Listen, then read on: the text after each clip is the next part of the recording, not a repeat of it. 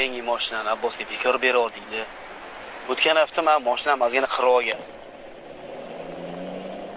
Yoshligidan mashinasi bo'lsin orzu qiladi. Sen meni mashinamni minib ko'ngling ko'taradi. Juda ham baxtlisan-da o'rtoq. Nimaga? Birimdan ikkita mashinam bor. Dang'illama uchastkang bor, 2 etajli. Men ham shunaqa sharoitim bo'lganda baxtliroq yasharmidim.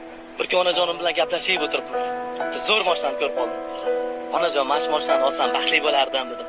Men bilgan achchiq, lekin sen bilmaydigan bitta haqiqatni aytaymi o'g'lim dedim.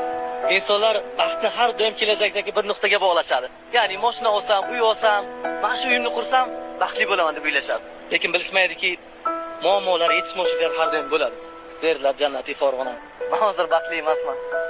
Men ota-onam bor paytlari baxtli bo'lgan ekanman. Buni hamma narsaga erishib, eng qadrli insonlarni yo'qotganman bildim. Endi aytchi do'stim. Kim baxtliroq ekan? Assalomu alaykum, inspektor Abdurahmonov. Assalomu alaykum. Kimgalar tadbirdamiz, marhamat qilib hujjatlaringizni taqdim qilsangiz. Aka, mayli bitta telefon qo'ying. Abbos. Alo. Og'ay, nima qilsan? Labay Abbos. Gay to'xtatib qoldi-yu. Hujjatlarni ber. Jinnimisan? Ishonchnoma yo'q-ku. Hujjatlarni ber, jinni. Mana aka.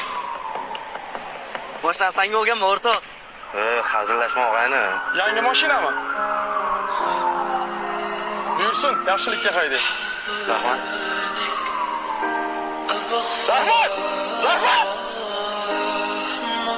Nahotki meni butun umr yolg'izligim butunlashadi. Yangi mashina aka, yangi.